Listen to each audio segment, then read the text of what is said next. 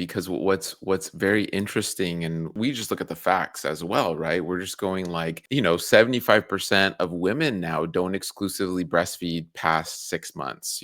C-section is on the rise. We look at fiber intake of adults and children just drastically decreasing in the last even 40 to 50 years, let alone 80 to 100 years, which is even a bigger decrease. You look at all the chronic, you could look at stat after stat after stat and go, all these things coming together do make this perfect storm of just chronic disease. And it is wild. And you mentioned food and toxins, and that's why we do love the gut microbiome, because we are going to eat food and we are going to come into contact with toxins, right? And yes, it has increased in this industrialized revolution, and as we get more and more industrialized and modern, but the gut microbiome is there to be this buffer. It is there to protect against so many toxins. It's there to bind toxins. It's there to help break down toxins. It's there to help break down your food, even crappy food, and kind of, bind to those things. And so this gut microbiome, and really our gut is this buffer system to help us and aid us. And as we see that breakdown, we do have to ask why and what the heck is going on.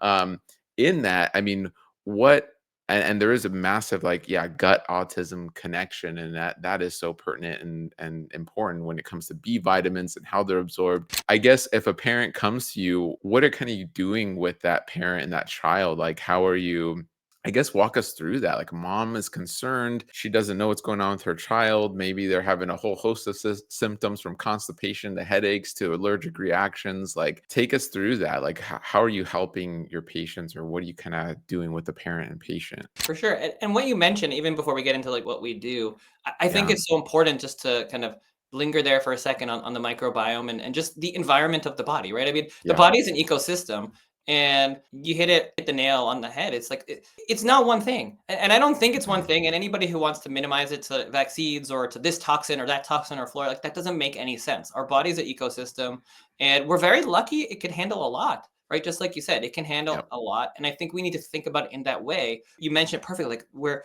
there are all these different insults that are happening to the body from the day of birth, even from before birth, and our body can handle just so much. And at some point, it falls off a cliff, and there are too many toxins, not enough nutrients. The microbiome is screwed up too much, or Mhm. in a way, and it expresses itself in different ways. Maybe that's autism for some, autoimmune conditions for others, headaches, migraines, rashes, whatever it is. And I think that that's what's going on. We have more babies born by C-section. We have more formula. We have more chemicals and toxins. We have a whole bunch of vaccines. We have medications. Like, all these things kind of play into a system that affect people differently. And some kids get a vaccine and are totally fine, and other people have reactions to things. Just like you have a medication, you could take Tylenol, or you could walk by a peanut. And some people have a serious reaction to a peanut. Like everybody reacts differently to all sorts of chemicals and toxins depending on your genetics and your environment. And that's the way that we are. And that's how I approach it with parents. I think that's the first thing to understand is we're an ecosystem. Our body is being bombarded. And for many kids and adults, it's just too much. And so as a parent, I mean, it's not easy because we don't know all the answers, but I think you can start by peeling back the layers and saying, all right, well, what are the things that I do have some control over? And how can I decrease the toxic exposure to my kids? How can I improve their lifestyle and what they're doing towards health? And let me just think through those things. And I think that that's where the conversation comes in. That's where the functional aspect comes in, which is tough because you need a lot of time. You have to be kind of a detective worker, and the parents have to do a lot of the work themselves, realistically, or you Mhm. have to work with someone that you can speak to for a long time. But I think the first step is taking back a little power and having an understanding that this autoimmune condition didn't just magically appear. It's in the context of their environment. And that's not to say that you should feel blame or shame for what you did. You didn't Mhm. know, and maybe it has nothing to do with anything. And yeah, some things are totally genetic, but most things are not totally genetic. And even if they are totally genetic, still your environment makes a big difference of how you express and how severe the symptoms are. So I think if Mhm. you focus back on, okay, what am I doing?